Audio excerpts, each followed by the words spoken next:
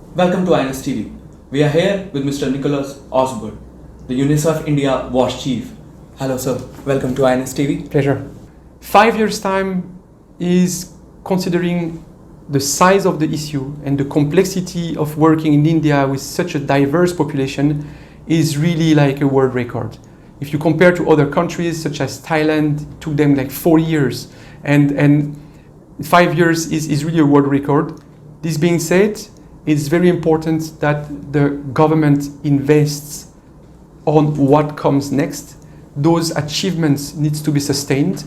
And I'm happy to mention that for the past 12 months now, before even the Swachh Bharat Mission was coming to an end, we have been working under the lead of the government on what comes next. And that's really important to us as well.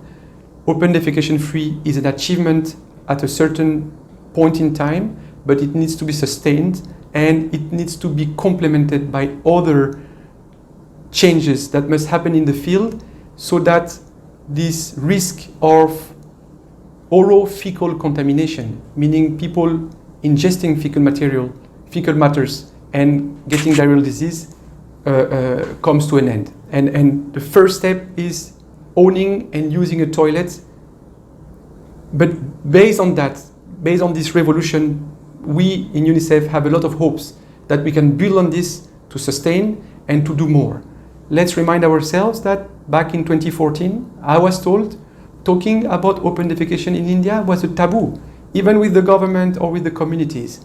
So now India has the best experts in the world in the issues of sanitation. So the battle continues, but based on those achievements, there is great hope that we can continue to promote this change. And the last point on that, a lot of countries comes to learn what has happened in India. India was known to the world as one of the worst places in terms of hygiene and open defecation practices. 1 year ago, 55 ministers of sanitation came to India to learn about the Swachh Bharat Mission, to provide feedback, and we supported that event. And they went back to their countries very much inspired. If India can make it with all the problems they have, so can we. So that's the lessons learned. Let's not sleep on our laurels. There is still a lot to do, and what comes next is all the more important. We in UNICEF invested on behavior change like 15 years ago, understanding that our added value for development is not only on technical aspects, how to build a toilet, how to build a pipe water scheme, but it's rather on behavior change, the whole science behind it. And we were very much happy to be trusted and associated to the government so that they bring this behavior change movement at such an impactful and very large scale. Sir, UNICEF has been on the ground zero for a very, very long time now. Do you see there is a scope of improvement for what the present strategy has been, and especially what is the road ahead with the birth anniversary coming this year? The Swachh Bharat Abhiyan is partially concluded this year. What do you see a road ahead, and what are the biggest scope for improvement for Indian strategy in the market? Sure. The before-after Swachh Bharat Mission picture is very contrasted. What I'm saying, the change is drastic, is measurable, is visible, but the battle continues. So, first of all, some people still don't have toilets because they are newcomers, migrant population. So there is pockets of households without toilets. Also, some of the toilets became defunct, either because they were not built properly or because they were affected by floods. So those toilets need to be retrofitted and rehabilitated. Then there is the whole issue of fecal sludge management. Congratulations, people use a toilet, fecal matters are contained in a toilet. What comes next? If you have a twin pit toilet, you are most probably on the safe side because you can alternate one pit to another.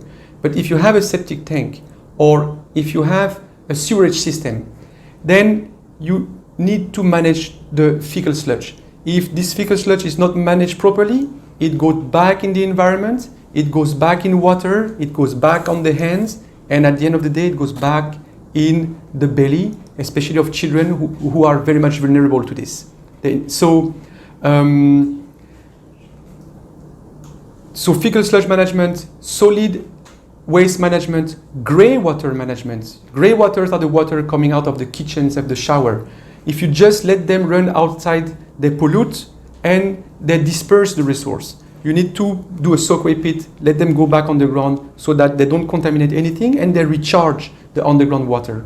Sir, what are the plans of UNICEF going ahead in the road? Because since Swachh Bharat Mission is almost now concluded, you have mentioned Swachh Bharat Mission Plus that is coming out. But apart from that, what are the recent plans for UNICEF that we are set to see in Indian society? So we are also quite very happy about the drive from the Indian government for water supply.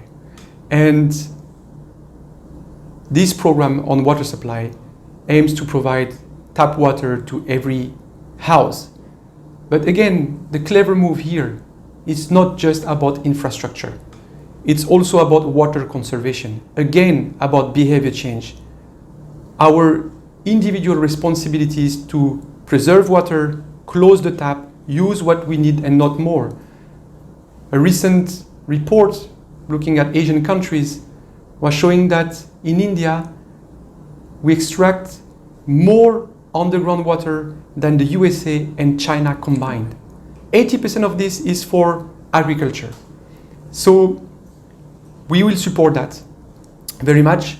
We will support continuous behavior change.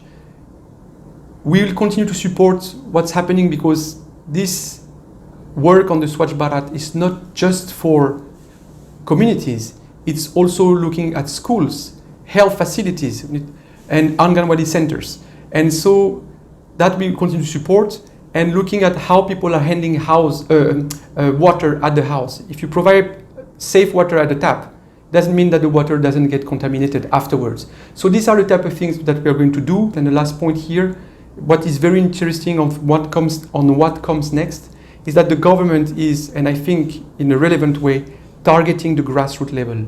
The sarpanchas, the swachhagrahis, those grassroots volunteers, the women's self-help group, the extension workers from the health, ACHA workers, and because this is where the sustainability lies. When we have that campaign, states and districts had a major role, but to sustain and for water as well, it needs to happen at the GP level. And this is exactly the capacity development that we are supporting today. Thank you for talking, sir. Namaste. Namaste.